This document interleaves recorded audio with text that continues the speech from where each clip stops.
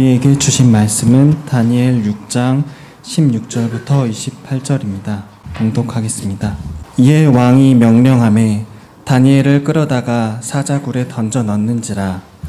왕이 다니엘에게 이르되 내가 항상 섬기는 너의 하나님이 너를 구원하시리라 하니라.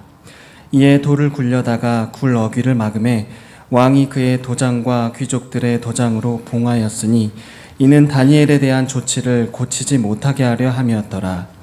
왕이 궁에 돌아가서는 밤이 새도록 금식하고 그 앞에 오락을 그치고 잠자기를 마다하니라. 이튿날에 왕이 새벽에 일어나 급히 사자굴로 가서 다니엘이 든 굴에 가서 가까이 이르러서 슬피 소리질러 다니엘에게 묻되 살아계시는 하나님의 종 다니엘아, 내가 항상 섬기는 내 하나님이 사자들에게서 능히 너를 구원하셨느냐 하니라. 다니엘이 왕에게 아뢰되 왕이여, 원하건대 왕은 만수무강하옵소서. 나의 하나님이 이미 그의 천사를 보내어 사자들의 입을 봉하셨으므로 사자들이 나를 상해하지 못하였사오니 이는 나의 무죄함이 그 앞에 명백함이오며 또 왕이여, 나는 왕에게도 해를 끼치지 아니하였나이다 하니라. 왕이 심히 기뻐서 명하여 다니엘을 굴에서 올리라 하매 그들이 다니엘을 굴에서 올린즉 그의 몸이 조금도 상하지 아니하였으니 이는 그가 자기의 하나님을 믿음이었더라. 왕이 말하여 다니엘을 참수한 사람들을 끌어오게 하고 그들의 처자들과 함께 사자굴에 던져 넣게 하였더니 그들이 굴 바닥에 닿기도 전에 사자들이 곧 그들을 움켜서 그 뼈까지도 부서뜨렸더라. 이에 다리오 왕이 온 땅에 있는 모든 백성과 나라들과 언어가 다른 모든 사람들에게 조서를 내려 이르되 원하건대 너희에게 큰 평강이 있을지어다. 내가 이제 조서를 내리노라. 내 나라 관할 아래에 있는 사람들은 다 다니엘의 하나님 앞에서 떨며 두려워할지니 그는 살아계시는 하나님이시오 영원히 변하지 않으실 이시며 그의 나라는 멸망하지 아니할 것이요 그의 권세는 무궁할 것이며 그는 구원도 하시며 건져내기도 하시며 하늘에서든지 땅에서든지 이적과 기사를 행하시는 이로써 다니엘을 구원하여 사자의 입에서 벗어나게 하셨음이라 하였더라. 이 다니엘이 다리오 왕의 시대와 바사 사람 고레스 왕의 시대에 형통하였더라. 아멘. 오늘의 본문이 조금 길지만 스토리이기 때문에 또 서로 이해하고 하기에는 그렇게 어렵지 않을 거라고 생각합니다. 오늘 본문의 사건은 메대 사람 다리오가 왕이 되었을 때에 그 총리들 중 한 사람이었던 다니엘이 사자굴에 던져졌다가 아무런 해를 입지 않고 살아서 나오게 된 사건, 그 사건을 자세히 기록해주고 있습니다. 사건의 배경은 이렇습니다. 남유다의 여호야김 왕 때에 바벨론 제국의 느부갓네살 왕에 의해서 예루살렘이 1차로 함락을 당하게 됩니다. 그때 다니엘과 그 세 친구들인 하나냐, 미사엘, 그리고 아사랴가 다른 사람들과 함께 남유다와 그리고 예루살렘의 그 침략국이었던 바벨론 제국으로 사로잡혀가게 됩니다. 이 사실이 다니엘 1장 이하에 나와 있는 기록입니다. 유다왕 여호야김이 다스린 지 3년이 되는 해에 바벨론 왕 느부갓네살이 예루살렘에 이르러 성을 에워쌌더니 왕이 환관장 아스브나스에게 말하여 이스라엘 자손 중에서 왕족과 귀족 몇 사람 곧 흠이 없고 용모가 아름다우며 모든 지혜를 통찰하며 지식에 통달하며 학문에 익숙하여 왕궁에 설 만한 소년을 데려오게 하였고 그들에게 갈대아 사람의 학문과 언어를 가르치게 하였고 그들 가운데는 유다 자손 곧 다니엘과 하나냐와 미사엘과 아사랴가 있었더니라고 기록을 하고 있습니다. 그렇게 이 다니엘은 바벨론의 그 느부갓네살 왕 그리고 이후 벨사살 왕 그리고 메대 사람 다리오 왕 그리고 바사 사람 고레스 왕 때까지 있었던 사람으로 성경은 기록을 하고 있습니다. 벨사살 왕이 죽은 이후에 메대 사람 다리오가 왕이 되게 되는데 그가 고관 120명과 또 그들 위에 총리 3명을 두어 그 바벨론 제국의 온 나라를 다스리게 하였고 그 총리들 중에 한 명이 오늘 본문의 다니엘입니다. 다니엘 6장 3절 이하에 따르면 다니엘이 총리로서 다른 총리들이나 여러 고관들보다 더욱 뛰어나게 그의 역할을 잘 하였고 충성하였기에 다리오 왕이 그를 신임하여 높였고 그를 세워서 그의 나라 전국을 다스리게 하였다라고 기록을 하고 있습니다. 그런데 왕의 이런 특별한 신임을 받는 다니엘을 못마땅하게 여기고 있었던 다른 두 총리들과 다른 많은 고관들이 있었습니다. 그들은 어떻게 해서든지 다니엘을 그 총리의 자리에서 끌어내리려는 악한 마음을 품고 있었습니다. 다만 총리로서의 그 일에서는 다니엘의 그 일처리 그리고 왕에 대한 충성이 너무나도 훌륭했고 그래서 아무런 허물은 찾지 못했고 그래서 하나님의 율법에서 다니엘이 익숙하게 알고 따라 행하고 있는 것처럼 보이는 그 다니엘의 하나님의 율법에서 무엇인가를 찾아 왕에게 고발하려는 계략을 꾸미고 있었습니다. 그리고 그들이 쉽게 찾아낸 것이 있었는데 그것은 다니엘이 언제나 같은 시간에 3번씩 하나님께 무릎을 꿇고 기도하던 그의 규칙적인 신앙 생활이었습니다.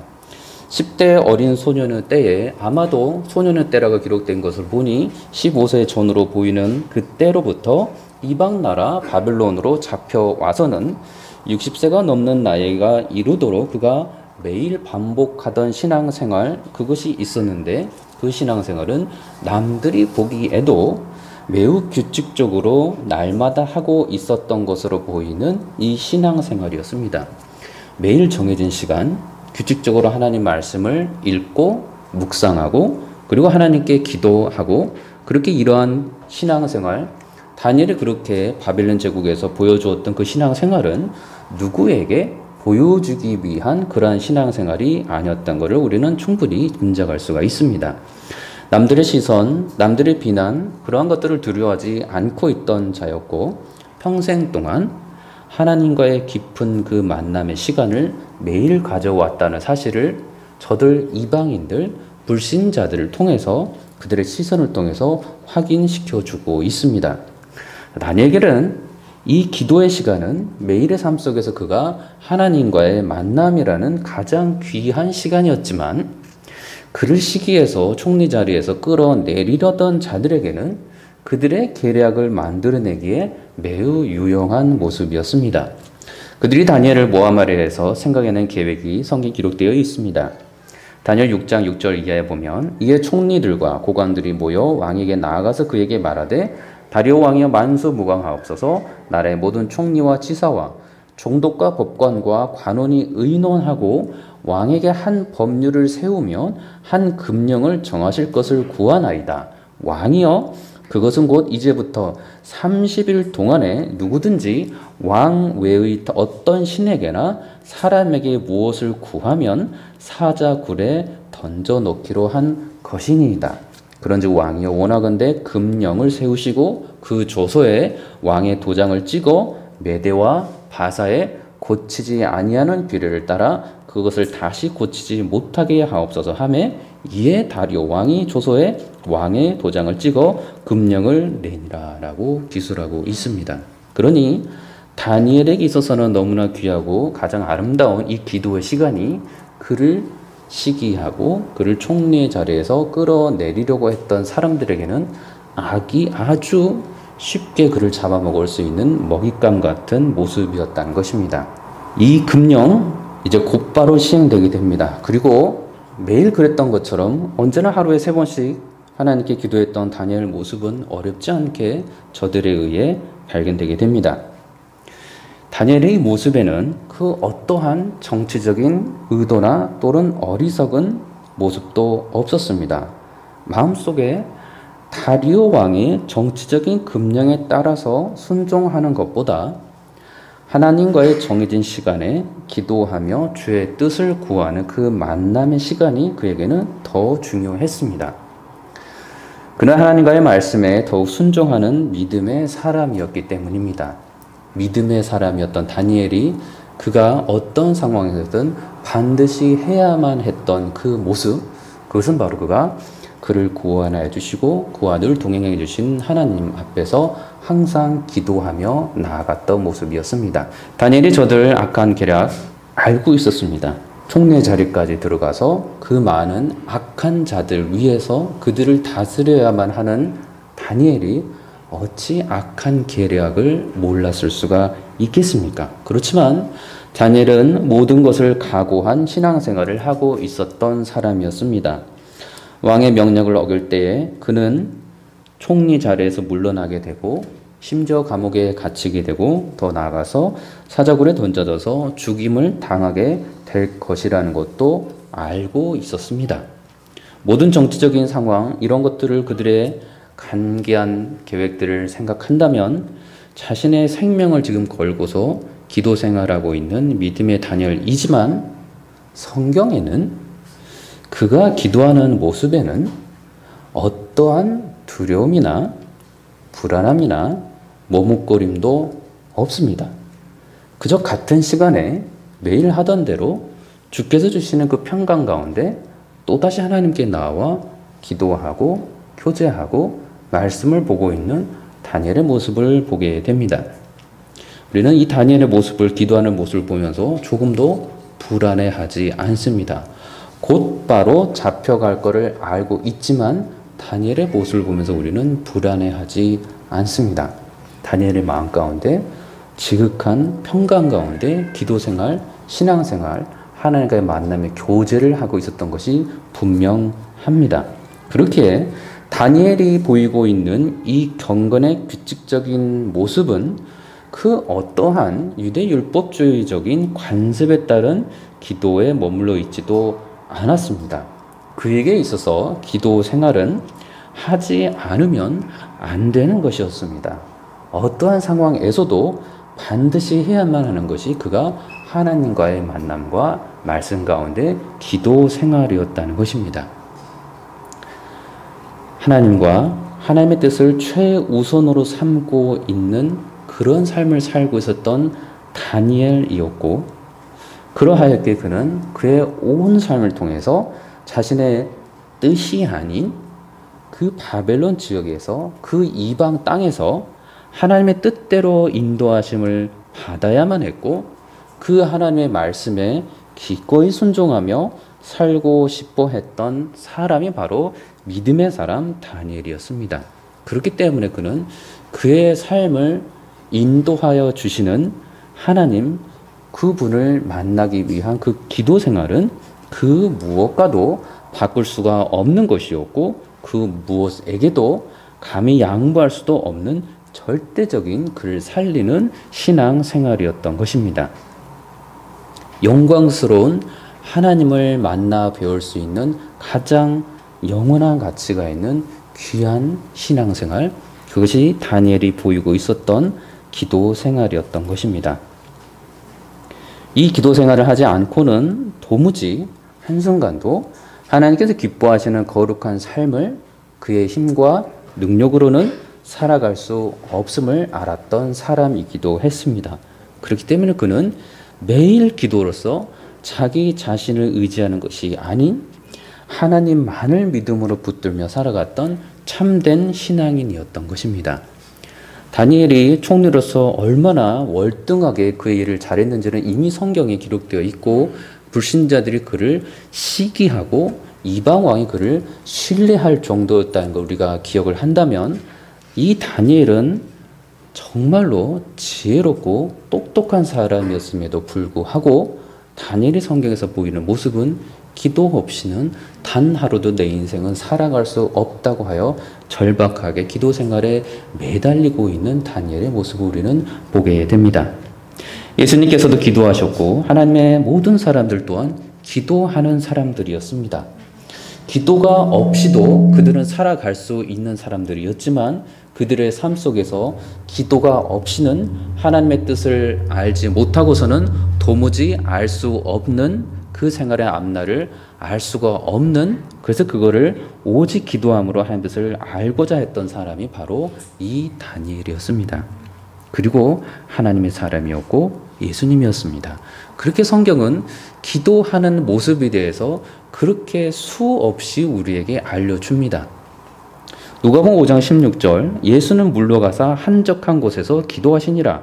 6장 12절은 이때 예수께서 기도하시러 산으로 가사 밤이 새도록 하나님께 기도하시고, 예수님이 어떠한 분이십니까? 예수님이 무엇이 모자란 분위기에 지금 하나님께 이토록 밤을 새워서 기도를 하고 있습니까? 청년이었고 남성이었고 그가 육신적으로는 아무런 불편함이 없는 건장한 사람이었고 그의 지식으로나 그의 삶으로나 그의 모습으로나 인자로서 오셔서 조금도 부족함이 없는 내 청년이었지만 예수님께서는 기도하시는 분이셨다는 것입니다. 자신의 뜻대로 살아가려는 그 마음을 다 내려놓으시고 오직 자신을 이 땅에 보내신 하나님 아버지의 뜻대로 살아가고자 하여 기도에 그토록 매진하였던 분이 바로 예수님이셨습니다.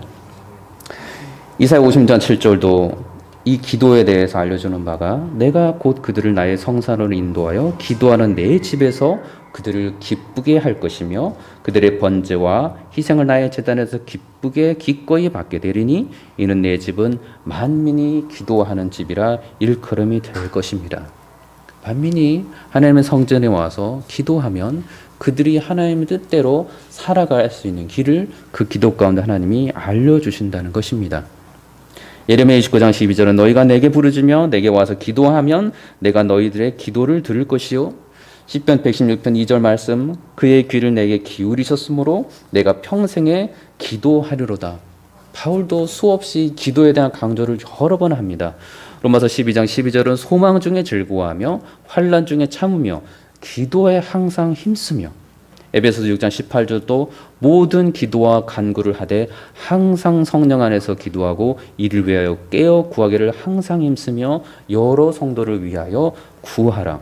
골로새 4장 2절 말씀 기도를 계속하고 기도에 감사함으로 깨어 있으라. 고린도 전서 14장 15절 말씀 그러면 어떻게 할까? 내가 영으로 기도하고 또 마음으로 기도하며 내가 영으로 찬송하고 또 마음으로 찬송하리라. 디모데전서 4장 5절 말씀도 하나님의 말씀과 기도로 거룩하여 침이라. 데살로니가 전서 5장 17절 말씀도 쉬지 말고 기도하라라고 말씀합니다. 정말로 귀에 따갑게 들리도록 반복적으로 사도 바울은 기도하라는 이 명령을 계속 주고 있습니다.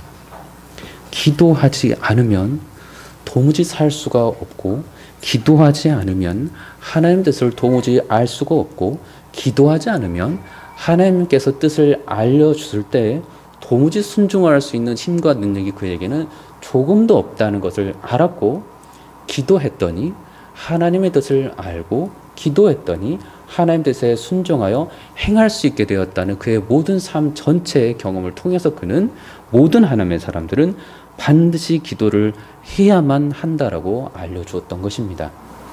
저들 악한 신하들 하나님만을 믿고 그렇게 기도하던 그 다리오 왕 앞에서 고발을 합니다. 그리고 왕은 그 고발을 듣고서 다니엘을 살리고자 하는 여러 방법들도 생각해 봅니다.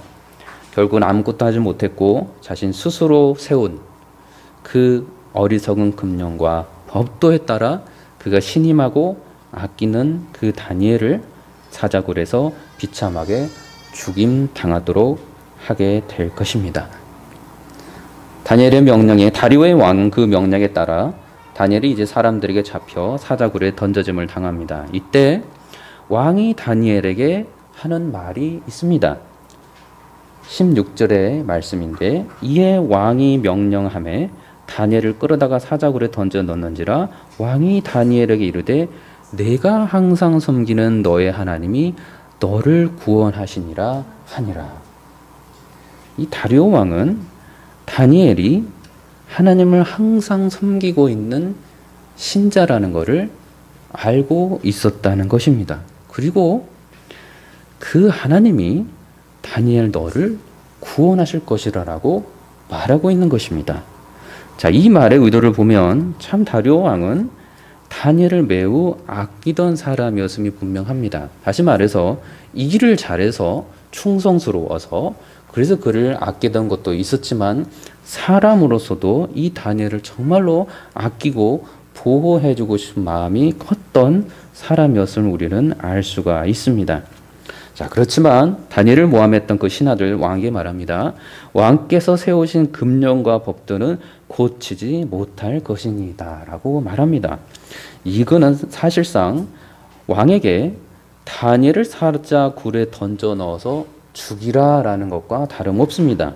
자, 그들 스스로는 왕이 신임하는 다니엘을 죽였다가는 왕으로부터 자신들이 도리어 큰 화를 당할 수도 있었기에 교묘한 계략을 써서 왕 스스로 다니엘을 죽이도록 일부러 의도한 것이었습니다. 다리오 왕은 이 어리석은 조치를 해버린 이 다리오 왕은 다니엘을 사자굴에 넣게 되고 그리고 그 입구 문을 완전히 닫도록 합니다. 그리고 왕의 금령을 그의 도장과 귀족들의 도장으로 봉하였고 다니엘에 대한 조치를 고치지 못하게 하였다라고 성경은 알려줍니다. 그러니 성경이 알려주는 것은 지금 다니엘의 모습은 도무지 이제는 빠져나갈 수가 없는 완전히 악한 자들로부터 갇혀버린 상태였다라는 것을 우리에게 알려줍니다. 자, 그 다음에 보여준 이 왕의 태도가 매우 이상한 태도입니다. 자, 너무나도 답답하고 근심이 가득해져 있는 이 왕이 잠을 이루지 못하고 이제 뒤척이다가 새벽에 이튿날에 일어나게 되고 급히 다니엘에 갇힌 그 사자굴에 가서 외칩니다. 자, 20절의 말씀입니다. 다니엘이 든 굴에 가까이 이르러서 슬피 소리질러 다니엘에게 묻되 살아계시는 하나님의 종 다니엘아, 내가 항상 섬기는 내 하나님이 사자들에게서 너를 능히 구원하셨느냐 하니라. 이것이 이 다리오 왕의 매우 이상한 모습입니다. 누가 다니엘을 그곳에 넣었습니까? 지금 다니엘이 갇혀 있게 된 던져 넣어진 그곳이 어디입니까? 사자굴입니다. 사자굴을 다리오 왕이 지금 모르는 것이 아니라는 것입니다. 사람을 집어넣어 놓고 돌문을 굴려 닫혔을 때에는 그 안에 어떠한 일이 벌어질 것이라는 것은 모든 사람이 알 수 있는 자명한 사실이었습니다. 그 안에 던져진 사람은 당연히 그곳에 굶주려 있는 그 사자들에 의해서 잡아먹힐 것이고 철저하게 비참하게 죽임을 당할 것이었습니다. 그런데 모든 사람이 상식적으로 판단할 수 있고 상식적으로 그려볼 수 있는 그 모습에 이상하게도 이 왕은 다니엘이 살았을지 죽었을지 그의 생사가 걱정이 되어서 잠을 이루지 못했고 다음날 새벽에 달려가서는 다니엘의 안부를 묻는 모습이 이 다리오 왕의 모습입니다. 그러니 얼마나 이상한 모습입니까? 그 다음에 성경 기록되어 있는 모습은 다니엘에게 깜짝 놀라게 되는 상황이 벌어졌음도 알려줍니다. 21절 이하의 말씀에 다니엘이 왕에게 이르되 왕이여 원하건대 왕은 만수무강하옵소서. 나의 하나님이 이미 그의 천사를 보내어 사자들의 입을 봉하셨으므로 사자들이 나를 상해하지 못하였사오니 이는 나의 무죄함이 그 앞에 명백하며며 또 왕이여 나는 왕에게도 해를 끼치지 아니하였나 하니라. 자, 사자굴 속에서 큰 소리로 다니엘의 생사 여부를 지금 다리오 왕이 묻습니다. 자, 그때 다니엘이 큰 소리로 또 응답하기를 제가 살아 있습니다라고 지금 알립니다. 그 살아 있습니다 자세하게 알려주고 있습니다. 그리고 이 다니엘 자신의 하나님이 자신이 어떻게 살아나는지를 왕에게 자세하게 알려주는데 다니엘 자신의 하나님이 그분의 천사를 보내셔서 사자들의 입을 봉하셨고 사자들은 자기에게 아무런 짓도 하지 못했다고 지금 알려주는 것입니다. 지금 신자들에게 신앙 고백을 하는 모습이 아닙니다. 다리오 왕, 이방 왕에게 이상하게 행동하고 있는 이 다리오 왕에게 지금 다니엘이 하나님께서 자신을 도와주셨다는 이상한 해명을 지금 하고 있는 것입니다.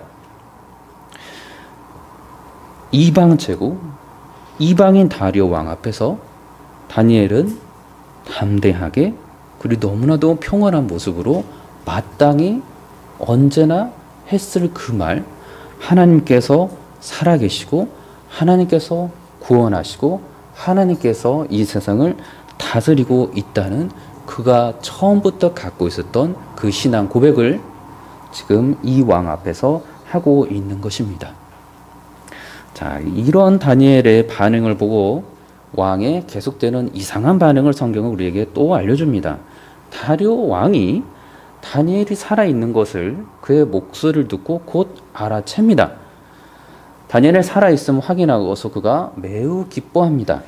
다리오 왕이 다니엘의 이런 이상한 신앙 고백을 듣고서 의심하거나 딴소리했다고 여기거나 또는 다니엘과 같은 어떤 다른 사람이 지금 말을 하고 있는 것으로 듣지 않고 그가 신임하고 있었던 그 다니엘, 하나님을 항상 섬기고 있었던 그 다니엘만이 할 수 있는 고백으로 알고서 다니엘을 지금 받아들이고 알게 된 것입니다. 다니엘의 신앙 고백을 듣고서 이 신앙 고백은 다니엘이 아니면 할 수 없는 신앙 고백이라는 것을 알고서 하나님을 섬기는 다니엘이 아니면 할 수 없는 해명임을 알고서 여전히 그가 살아 있을 때 그에게 보여주었던 하나님에 대한 그 절대적인 믿음의 고백을 가진 다니엘의 모습임을 알고서 그의 해명의 목소리를 들었을 때 다니엘이 분명하다는 것을 의심의 여지 없이 곧바로 알아보았던 것입니다. 다니엘의 죽음을 걱정하지 않은 것도 아니었습니다. 다니엘 죽음을 걱정했지만 한편으로 다니엘이 살아 있을 수도 있을 것으로 예상하고 그 모습 그대로 정말로 다니엘이 살아있는 것을 보고 그래서 자신의 그 신앙 고백을 자기에게 담대하게 전하는 것을 보고 이방인 다리오 왕이 심히 기뻐하였다라고 성경은 기록하고 있습니다. 환상 속에서 들은 목소리도 아니었고 다니엘 그가 살아서 직접 보고 직접 경험한 것들을 말하고 있는 진짜 이야기를 지금 전하고 있다고 판단하였고 그렇게 지금 다리오 왕은 그 소리를 듣고서 명하여 다니엘 바로 그 자신이 총의하는 그 자를 굴에서 당장 올리라라고 확신에 찬 목소리로 말할 수 있었다는 것입니다. 자, 이제 그 다음에 벌어지는 모습도 이상한 모습들입니다. 사자 굴에서 올려진 다니엘의 모습을 보고 아무것도 상하지 아니한 것을 성경은 다니엘이 자기의 하나님을 믿었기 때문이다라고 알려주고 있습니다. 그리고 이어지는 또 이상한 모습은 이방인 다리오 왕의 입에서 하나님의 존재가 나오고 있다는 것입니다. 다리오 왕, 그 입에서 다니엘의 하나님, 살아계시는 하나님의 종 다니엘을 부르면서 하나님의 존재를 말하였던 이 다리오 왕, 그것도 이상했는데 다니엘이 항상 섬기던 하나님, 그가 능히 너를 구원하였느냐라고 이 이방인 왕의 입에서 하나님의 존재가 나온 것도 이상했는데 계속해서 이 다리오 왕은 구원받게 된 이 다니엘을 보면서 하나님 살아계심을 그의 입으로 계속해서 전하고 있는 것입니다. 다니엘의 고백 또한 그저 자신이 내가 살아있다는 것을 알려주었던 그 생존의 소식을 전달한 것도 아니었습니다. 다니엘 그가 다리오 왕에게 전능하신 하나님께서 자신을 죽음의 자리에서 안전한 생명으로 지켜주시고 구원하여 줬다는 전능하신 살아계신 하나님의 구원하심의 그 기쁜 소식을 왕에게 세상에 공개적으로 전하였던 것입니다. 왕이 들었으니 이 사실은 세상에 공개적으로 알려진 다니엘의 신앙 고백이고 왕이 말하였으니 이것은 세상에 공개적으로 알려진 하나님의 위대하고 또 영광스러운 살아계심의 구원하심의 소식이었다는 것입니다. 그리고 그가 다니엘을 칭찬하고 성경은 다니엘의 믿음을 칭찬하고 있습니다. 24절에 다리오 왕의 심판 공의를 보여줍니다. 왕이 말하여 다니엘을 참소한 사람들을 끌어오게 하고 그들의 처자들과 함께 사자굴에 던져 넣게 하였더니 그들이 굴 바닥에 닿기도 전에 사자들이 곧 그들을 움켜서 그 뼈까지도 부서뜨렸더라. 자, 이것은 어떠한 모습입니까? 하나님께서 다리오 왕을 사용하셔서 그 간교한 신하들을 심판하시는 두렵고 무서운 공의로운 심판이었습니다. 악한 자들과 그들의 가족들이 모두 죽임을 당하게 하시고 그들이 세웠던 그 간계에는 스스로가 걸려 넘어지게 하셨고 죽임을 당하도록 하신 하나님의 엄하고 무서운 진노의 그러나 공의로운 심판이었습니다. 이 하나님의 공의로운 심판, 이방인 다리오 왕을 통해서 내려졌던 것입니다. 다리오 왕이 또 다른 조서를 내립니다. 이것이 성경에서 알려주는 또 하나의 이상한 내용입니다. 그 나라 전국 방방 곳곳에 퍼지게 될 이 왕의 조서의 내용 25절 이하에 자세하게 기록이 되옵니다. 이에 다리오 왕이 온 땅에 있는 모든 백성과 나라들과 언어가 다른 모든 사람들에게 조서를 내려 이르되 원하건대 너에게 큰 평강이 있을지어다. 내가 이제 조서를 내리노라. 내 나라 관할 아래에 있는 사람들은 다 다니엘의 하나님 앞에서 떨며 두려워할지니 그는 살아계신 하나님이요 영원히 변하지 않으실 이시며 그의 나라는 멸망하지 아니할 것이요 그의 권세는 무궁할 것이며 그는 구원도 하시며 건져내기도 하시며 하늘에서든지 땅에서든지 이적과 기사를 행하시는 이로써 다니엘을 구원하여 사자의 입에서 벗어나게 하셨습니다 하였더라. 지금 구바벨론 제국, 이 구바벨론 지역에 온 지역을 다스리게 된 이 메대 왕이 전국 곳곳에 모든 사람에게 지금 조서를 내리고 있는데 그 내용이 이상하게도 신자만이 할 수 있는 이 하나님을 높이는 이 영광스러운 고백을 너무 정확하게 지금 말하고 있다는 것입니다. 그리고 이 왕을 우리는 이방인 왕으로 알고 있습니다. 이방인 제국에서 이방인들을 통치하는 그들의 왕이 바로 이 다리오 왕이었는데 이 다리오 왕이 온 세상에 공개적으로 알리고 있는 것입니다. 제국의 통치자, 그보다 더 높은 사람이 없는 것으로 사람들이 여겼던 그곳의 그 통치자 다리오 왕을 통해서 이 세상에 자신보다 더 높은 권세자가 있고 이 세상에 자신보다 더 영원한 나라가 있고 이 세상에 자신보다 더 높은 위대한 주권자가 있으니 그분은 내가 할 수 없는 이적과 기사를 일으키는 놀라운 분인데 그분이 바로 다니엘의 하나님이다라고 지금 이방 제국의 이방 왕의 손과 입을 통해서 하나님께서는 하나님 자신을 지금 알려주고 있는 것입니다. 그리고 성경은 마지막으로 28절에 다니엘의 형통함을 전하며 이 사건을 마무리합니다. 이 다니엘이 다리오 왕의 시대와 바사 사람 고레스 왕의 시대에 형통하였더라. 그리고 이 이야기는 마무리 짓게 됩니다. 이 서신서가 다니엘서임을 기억한다면 그리고 오늘의 사건도 다니엘을 중심으로 일어난 것을 기억한다면 이 서신서의 주인공은 다니엘입니다. 그러나 하나님께서는 우리에게 이 말씀을 통해서 알려주는 것은 이 사건을 통해서 알려주는 것은 다니엘서의 진정한 주인공은 다니엘의 믿음의 대상인 하나님이시란 것입니다.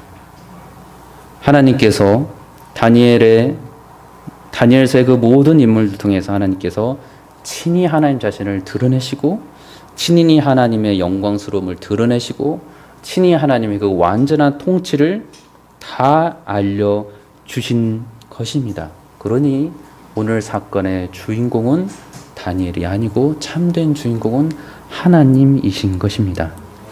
세상을 다스리고 있는 분, 다리오 왕도 아니고 느부갓네살 왕도 아니고 벨사살 왕도 아니고 나 하나님이라는 것을 다니엘을 통해서 지금 하나님께서는 알려주고 있습니다. 다리오 왕, 이방 왕을 통해서 알려주고 있습니다. 공의와 심판과 보상과 영원한 것을 주시는 분이 다리오 왕이 아니고 사자들이 아니고 그들을 사용하셔서 정말로 심판하시고 정말로 보상을 주시는 하나님이시라는 것을 지금 이 사건을 통해서 우리에게 알려주고 있습니다. 성경의 주인공 하나님이심을 또다시 다니엘서를 통해서 이 짧은 사건을 통해서 하나님께서는 알려주시고 있는 것입니다. 이렇게 하나님께서 자신의 뜻을 펼치시기 위해서 사용한 도구들이 오늘 본문에 나타난 네 가지의 도구들입니다. 그 네 가지의 도구들을 한 번 더 살펴보려고 합니다.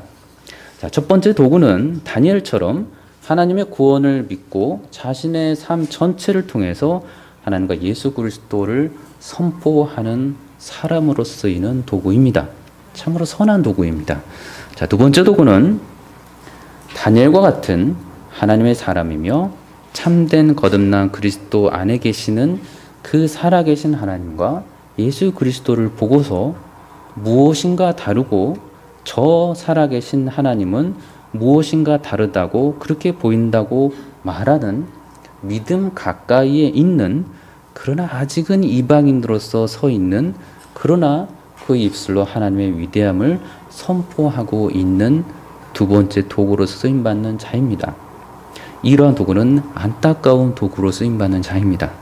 자, 세 번째 도구는 악한 자로서 쓰임받는 도구인데, 하나님의 사람들, 다니엘과 같은 하나님의 사람들을 괴롭히고 박해하지만 하나님의 사람들이 더욱더 그리스도 안에서 붙들고 믿고 의지하며 살아갈 수 있도록 그들의 믿음의 시련을 일으키는 악한 자들, 그리스도인들의 믿음의 성숙을 악한 방법으로 돕는 자들, 그러나 저들은 그 하나님의 섭리를 모르는 악한 도구로 쓰임받는 자들이 있습니다. 이들이 세 번째 도구입니다. 네 번째 도구는 하나님께서 악인들을 벌하실 때 사용하시는 심판의 도구로 쓰인 자들이 있고, 또한 하나님께서 의로운 자들에게 상을 주실 때 사용하시는 그 보상의 도구로 쓰임받는 자들이 있습니다. 이것이 오늘 본문에 나왔던 네 번째 도구로 쓰임받는 사람들입니다. 자, 첫 번째 하나님께서 사용하시는 그 도구, 자신의 그 거룩한 믿음의 온 삶을 통해서 하나님을 전하는 사람입니다. 자, 그는 하나님의 구원하심을 믿고 구원받은 자이고, 자신의 삶을 통하여서 전심으로 하나님과 예수 그리스도의 구원하심을 그가 먼저 경험하고 있고, 그래서 그가 받은 그 구원의 하나님과 기쁜 소식을 사람들에게 담대하게 전파하는 사람입니다. 말과 그의 삶 전체를 통해서 하나님을 전파하는 사람으로서 쓰이는 사람, 그가 첫 번째 도구입니다. 자, 그리고 그 도구가 바로 오늘 본문의 다니엘입니다. 남유다에서 어려서부터 하나님과 그 하나님의 말씀을 알고서 믿고 따르던 신자가 바로 이 다니엘이었습니다.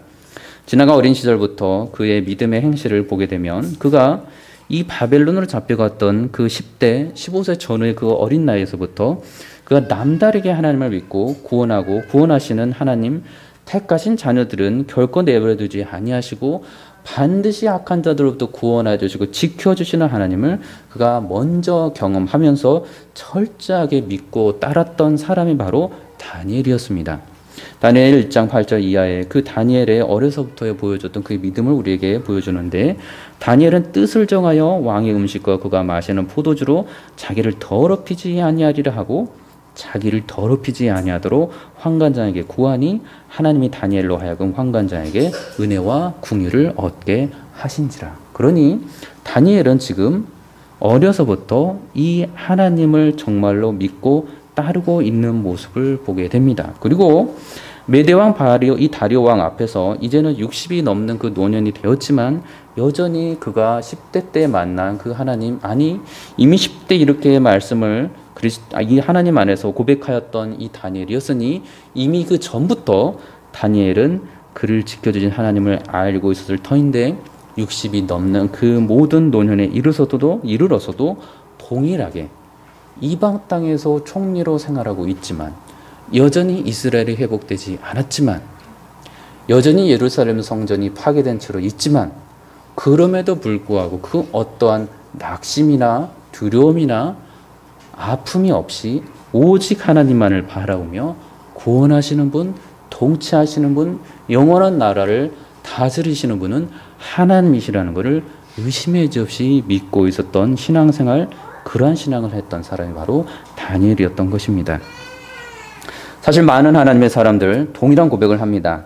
어려서부터 늘 그들과 함께 하시고 그들을 하나님의 선한 그 길로 인도하셨던 분이 바로 하나님이시다라는 것을 그가 하나님의 사람들은 여러 번 고백을 합니다. 시편 71편 17절에 하나님이여 나를 어려서부터 교훈하셨으므로 내가 지금까지 주의 기이한 일들을 전하였나이다. 열왕기상 18장 11절 이하도 이제 당신의 말씀이 가서 내 주에게 말하기를 엘리야가 여기 있다 하시니 당신의 종은 어려서부터 여호와를 경외하는 자라. 에스겔 4장 14절도 어려서부터 지금까지 스스로 죽은 것이나 짐승에게 찢긴 것을 먹지 아니하였고 가증한 고기를 입에 넣지 아니하였나다라고 말합니다. 디모데후서 3장 15절도 디모데를 향해서 바울이 말하는 것은 또 어려서부터 성경을 알았나니 성경은 능히 너로 하여금 그리스도 예수 안에 있는 믿음으로 말미암아 구원에 이르는 지혜가 있게 하느니라라고 알려줍니다. 하나님의 사람들은 놀랍게 어려서부터 그들이 인지하게 되는 그 시점에서부터 이미 하나님께서 그 전부터 그들을 지켜주시고 인도해 주시고 보호해 주시고 반드시 구원하여 주시는 하나님이심을 이 하나님의 모든 사람들을 동일하게 고백하고 있었던 것입니다. 에녹도 하나님과 어려서부터 늘 동행하던 사람이었습니다. 하나님을 모르고 패역한 시대에 살고 있었고 하나님의 진노의 심판으로 이제 곧 홍수로 완전히 인류가 멸망당해 될 그 죄악으로 만연한 시대에 살고 있었던 이 에녹이 어려서부터 평생 동안 하나님과 늘 동행하면서 살아갔던 사람이었고 하나님께서는 이러한 에녹의 모습을 기쁘게 보시고 살아서 하늘로 데려가셨던 믿음의 사람이었습니다. 창세기 5장 24절에 에녹이 하나님과 동행하더니 하나님 그를 데려가심으로 세상 잊지 아니하였더라. 이 말씀을 히브리서에서 11장 5절에 해석해 주기를 믿음으로 에녹은 죽음을 보지 않고 옮겨졌으니 하나님 그를 옮기심으로 다시 보이지 아니하였느니라. 그가 옮겨지기 전에 하나님을 기쁘시게 하는 자라 하는 증거를 받았느니라. 그렇게 하나님과 늘 동행하면서 거룩한 삶을 살아가면서 하나님의 뜻대로 살아가면서 죄악에는 물들지 않으며 하나님을 늘 전하며 하나님의 뜻을 늘 알리며 살아갔던 그 사람이 바로 하나님을 기쁘시게 하는 믿음의 사람이었고 그 사람이 에녹이었고 바울이었고 베드로였고 그 사람이 바로 다니엘이었다는 것입니다. 자, 이 다니엘 그가 여호와 하나님을 믿는 신앙생활 유대 땅이 아닌 바벨론 이방 땅에서 하고 있습니다. 자, 그곳은 이방인들, 언약 밖의 사람들, 바벨론 제국의 사람들이 살고 있는 곳입니다. 자, 유대인들은 이미 전쟁에 져버린 사람들이고 이미 비참해져 버린 사람들이고 그리고 저들이 보기에는 저 불신자들이 보기에는 다니엘은 전쟁에 패배한 자기 백성들을 하나도 구원시키지 못한 패배한 신을 믿고 있는 어리석은 사람에 불과했습니다. 바벨론의 총리로서 유명한 자였지만 바벨론의 그 이방 사람들에게는 여전히 저 유대의 먼 나라에서 자신의 나라의 포로로 잡혀와서는 이 바벨론이라는 곳에서 겨우 삶의 자리를 잡고 살아가고 있는 소수민족, 이방인, 포로에 불과했습니다. 그러한 다니엘이 사람들이 자신을 어떻게 생각하든지 간에 하나님께서는 의심의 여지없이 지금도 살아계시고 자신을 구원하여 주시고 하나님의 택하신 사람들은 지금까지도 인도하고 계시며 이 온 세상 만물을 주관하시는 분은 너희들이 찬양하고 너희들을 경배하는 저 모든 우상 신들과 모든 제국의 왕들이 아니고 하나님이시라는 것을 조금도 의심 없이 다니엘 믿음 안에서 굳건하게 믿고 살아가고 있었던 것입니다. 자, 다니엘이 2장 19절에 만났던 그 하나님의 고백입니다. 이에 이 은밀한 것이 밤의 환상으로 다니엘에게 나타나 보임에 다니엘이 하늘에 계신 하나님을 찬송하니라. 다니엘이 말하여 이르되 영원부터 영원까지 하나님의 이름을 찬송할 것은 지혜와 능력이 그에게 있음이로다. 그는 때와 계절을 바꾸시며 왕들을 패하시고 왕들을 세우시고 지혜자에게 지혜를 주시고 총명한 자에게 지식을 주시는도다. 그는 깊고 은밀한 일을 나타내시고 어두운 데 있는 것을 아시며 또 빛이 그와 함께 있도다. 이게 얼마나 아름다운 찬양과 얼마나 아름다운 믿음의 고백입니까? 유대 땅에서 늘 승리하며 살았던, 그래서 하나님 마음에 합한 자로 살았던, 그래서 그렇게 이스라엘 사회에서 칭송을 받았던 다윗이 할 수 있는 고백, 다윗의 그 형통함을 누린 사람이 할 수 있는 고백과 같은 이러한 믿음의 고백을 지금 포로로 잡혀간 이방 땅에서 다니엘이 정확하게 하나님을 알고서 찬송과 경배와 영광을 올려드리고 있는 것입니다. 참된 신자들, 어떠한 상황이든지 이 사회가 어떻게 바뀌든지 간에 역사 속에서 우리가 알 수 있는 것은 그들은 살아계신 하나님과 그분이 보내신 독생하신 아들 예수 그리스도를 의심 없이 그분의 구원하심을 믿음으로 담대하게 고백하고 선포하는 사람들입니다. 디모데전서 4장 10절에 이를 위하여 우리가 수고하고 쓰는 것은 우리 소망을 살아계신 하나님께 두미니 곧 모든 사람 특히 믿는 자들의 구주시라. 에레미야 10장 10절도 오직 하나님은 참 하나님이시오 살아계신 하나님이시오 영원한 왕이시라. 그 진노하심에 땅이 진동하며 그 분노하심을 이방인 능히 당하지 못하느니라. 베드로가 그 신앙 고백을 합니다. 마태복음 16장 16절에 시몬 베드로가 대답하여 이르되 주는 그리스도시요 살아계신 하나님의 아들이시니이다.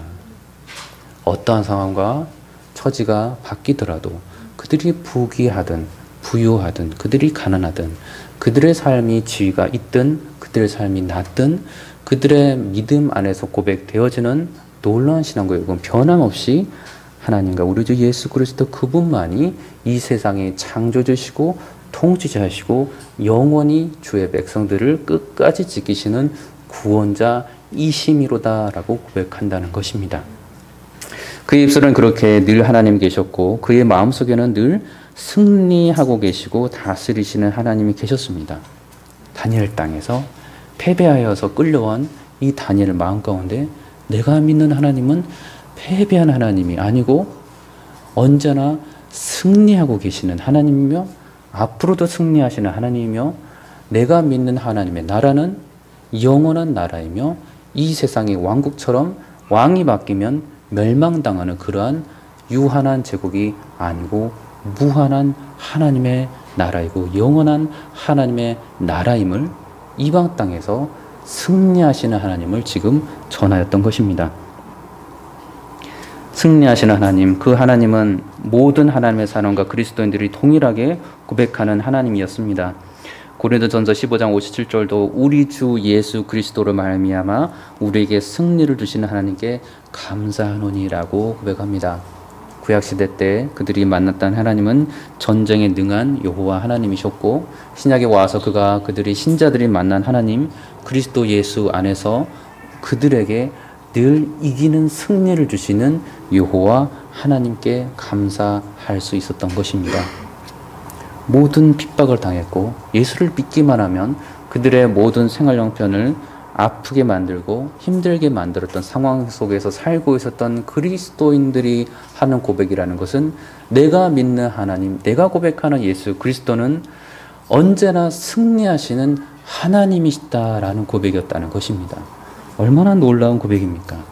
바울의 총리로서 바벨론 땅에서 총리로서 살아갔던 이 다니엘이었지만 하늘 본향 영원한 하나님의 나라를 소망하면서 살았고 그 70년 동안이나 회복되지 않고 있는 이스라엘 땅을 보면서도 그가 믿음을 잃지 아니하였으며 언젠가 약속의 말씀대로 메시아가 그 땅에서 다윗의 자손을 통해서 오실 것임을 의심하지 않고 굳건하게 믿음으로 회복되게 될 영광스러운 하나님의 역사하심과 그 모든 날들을 믿음으로 바라보았던 사람이 바로 다니엘이었습니다.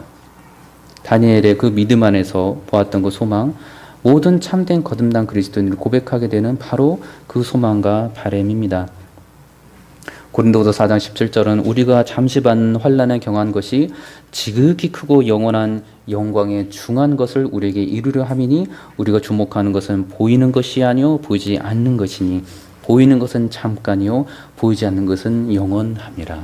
세상 사람들은 보이는 것만 볼 수밖에 없으니 그들이 바라보는 것은 이 세상뿐이고 이 세상의 영광이고 잠시 잠깐 있다가 그들이 자랑하는 그 권세와 함께 그들의 자랑과 함께 죽음과 함께 영원히 멸망당하게 될 것만을 보게 되지만 그리스도인들은 여전히 이 땅을 다스리시고 택하신 남은 자들을 반드시 구원하시고 하나님의 그 은혜 가운데 하나님의 나라에서 성령 안에서 영원히 그 모든 평강과 기쁨과 희락을 누리며 살도록 해주신 하나님을 믿고서 그것을 또한 누리며 바라보며 살아가는 사람들이 바로 그리스도인들, 하나님의 사람들이라는 것입니다. 다니엘이 그것을 보았다는 것입니다. 다니엘과 세 친구들, 다니엘은 그들의 삶 속에서 이 친구들의 모습을 보고서도 그들이 하나님께서 얼마나 그들을 정말 지켜주시고 정말 사랑하여 주시고 정말로 자비를 베푸신지를 알려주셨습니다. 그 모든 말씀에 따라서 우상들의 숭배, 우상에 절하지 않았던 그 세 친구들의 모습을 통해서 이 다니엘은 자신이 아닌 이 세 친구들의 모습을 통해서 하나님의 살아계심을 그가 경험했습니다. 어찌 그가 이 중앙에 있으면서 이 세 친구들이 겪었던 이 특별한 느부갓네살 왕의 이 어리석은 금신상에 절하지 않음으로 인해서 죽음의 위기까지 가야만 했고 그곳에서부터 안전하게 살아나오게 된 것을 어찌 그가 몰랐을 수 있겠습니까? 다니엘, 그가 세 친구들을 통해서 그들이 경험한 하나님, 구원하신 하나님을 다니엘 또한 또 듣게 된 것입니다. 영광스러운 하나님, 하나님의 사람들의 순종과 그들의 충성과 그들의 진실한 믿음을 통하여서 그리스도인들 뿐만 아니고 심지어 이방 왕들 그들의 입을 통해서 전능하신 하나님, 구원의 하나님을 전하도록 하신다는 것입니다. 얼마나 위대한 일입니까? 그의 삶 속에서 이토록 역사하신 하나님을 보고 살아갈 때 그가 어찌 기도를 게을리 할 수가 있었겠습니까? 그가 어찌 하나님의 말씀을 묵상하는 일에 우선순위를 두지 않을 수가 있었겠습니까? 하나님이 살아계시는데, 하나님 자신들을 구원해 주시는데, 하나님이 자신과 새 친구들과 자신처럼 하나님을 믿고 따르는 하나님의 백성들, 바벨론에 남아있는 하나님의 백성들, 그 사람들을 지금도 구원하고 계시는데 어찌 기도하지 않을 수 있겠으며 어찌 하나님의 말씀을 묵상하지 않을 수가 있었겠습니까? 하나님을 만난 만큼, 하나님의 경험한 만큼 다니엘은 계속해서 구원하시고 역사하시는 하나님을 만나고 그 하나님을 사람들에게 전하고 있는 사람이 되고 있었던 것입니다. 다니엘 그 세 친구들, 그래서 구원하시는 하나님을 전합니다. 그리고 다니엘 또한 이제 다리오 왕, 그가 세움을 받던 그 첫 해에 우리가 알고 있는 예레미야 선지자가 알려주었던 예루살렘의 황폐함이 70년 만에 그치리라는 하나님의 말씀을 그가 깨닫게 됩니다. 그리고 그가 이스라엘의 회복을 위해서 기도하게 됩니다. 이스라엘의 회복을 기도하는 그의 기도가 그 자신의 기도입니까? 그렇지 않습니다. 하나님을 믿고 따르고 하나님의 약속의 말씀은 반드시 하나님의 신실하신 때에 반드시 이루어지고야 만다는 절대적인 믿음을 갖고 있었던 다니엘이 말하는 하나님의 영광스러움을 선포하고 있는 기도입니다. 그렇게 이루어질 수도 이루어지지 않을 수도 있어서 걱정하면서 드리는 기도가 아니고 반드시 약속을 지키신 하나님 앞에서 이스라엘 백성들로 하여금 이제는 회개하고 돌이켜 돌아갈 준비를 하자라고 지금 기도를 하고 있는 것입니다.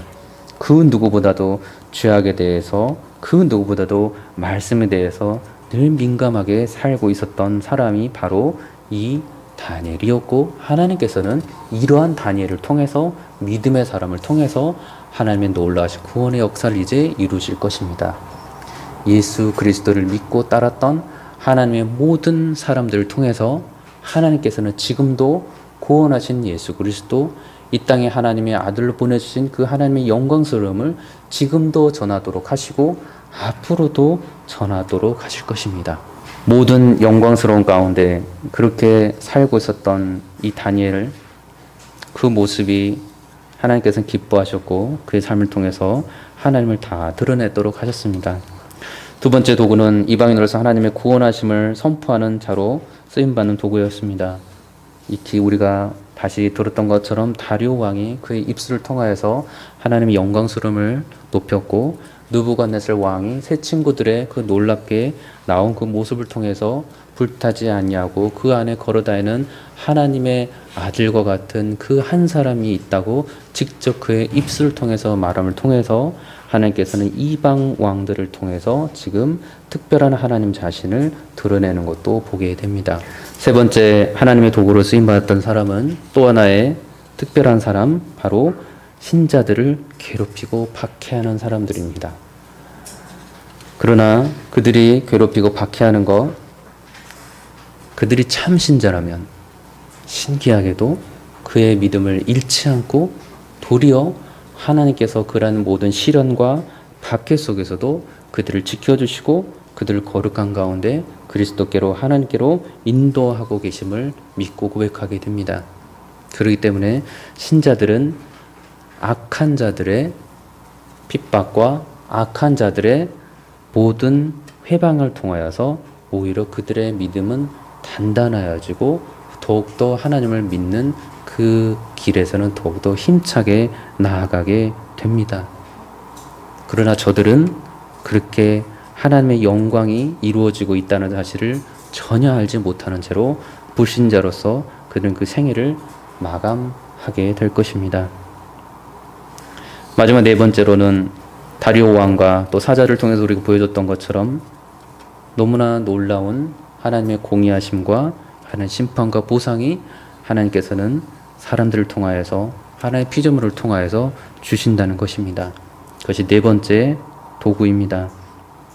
저 여러분들 오늘 본문에서 우리가 알게 된 것처럼 어떠한 도구로서 우리가 쓰임받기를 원합니까? 가룟 유다처럼 예수님과 그 오랜 시간 공생애 동안 함께했지만 결과 하나님으로부터 예수 그리스도를 배반하고 그리고 버림받았던 이 어리석은 도구로 쓰임받았던 자, 그가 한 일 얼마나 위대한 일입니까? 예수 그리스도 그분을 십자가에 못 박도록 인도한 자입니다. 여러분들이 그러한 악한 자로서 쓰임받기를 원하십니까? 하나님의 일을 도구 영광스러움을 나타낼 수 있기 때문에 여러분 스스로 죄인이 되고자 하십니까? 그리스도인들, 나의 죄악으로 여러분 곁에 앉아있는 여러분들의 가족들 그리스도께로 인도할 수 있으니, 그들의 믿음을 더욱더 굳건하게 할 수 있으니 일부러 복음을 회방하시고 일부러 괴롭히시겠습니까? 일부러 악을 행하고 일부러 오래 참지 않으시겠습니까? 일부러 분노하시겠습니까? 그럴 수 없다는 것입니다. 저 여러분들이 구하는 도구, 저 여러분들이 기뻐함을 받는 도구, 저 여러분들이 하나님께서 기뻐하시는 도구, 그 도구는 첫 번째 도구, 다니엘과 같은 하나님의 제자들과 같은 예수 그리스도의 사람들과 같은 그러한 자신의 온 삶을 통하여서 하나님의 기쁨이 되어서 하나님의 영광과 하나님의 놀라우심을 찬송하고 영광과 경배를 올려드리는 그런 귀한 신실한 하나님의 종으로서의 쓰임받는 도구인 것입니다. 저 여러분들이 그러한 하나님의 도구로서 쓰임받기를 원합니다. 이 땅 가운데 그 일을 행할 수 있는 능력이 우리 가운데 없음을 알고 더 말씀과 더 기도에 전념하시며 하나님의 뜻대로 쓰임받게 해달라고 늘 하나님을 붙잡고 늘 성령 안에서 하나님께 기도하며 간구하며 매달리며 살아가다가 하나님께서 나를 통해서 정말로 구원을 일으키시고 나를 통해서 믿지 않는 자들의 변화가 일어나고 나를 통해서 내 삶을 통해서 하나님의 선하심이 계속해서 퍼져나가는 놀라운 사실들을 경험하며 하나님께 큰 영광과 모든 찬송과 경배를 올려드리는 복된 주님의 도구가 되시기를 우리 주 예수 그리스도 이름으로 축원합니다. 기도하겠습니다. 좋으신 아버지 하나님, 저희들은 너무나 어리석어서 늘 죄 가운데 살지만 그럼에도 우리 안에 계신 성령님께서 참으로도 감당할 수 없는 거룩함에 대한 소망과 하나님 나라에 대한 소망과 예수 그리스도를 닮아가서 하나님의 신실한 도구로서 복음을 전하고 하나님의 영광과 하나님 나라를 전하는 자로 살도록 그 마음 주신 주님께 참으로 감사를 드립니다.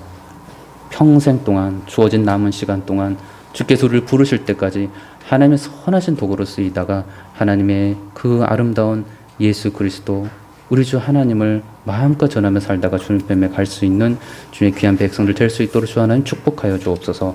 예수 그리스도 이름으로 기도드리옵나이다. 아멘.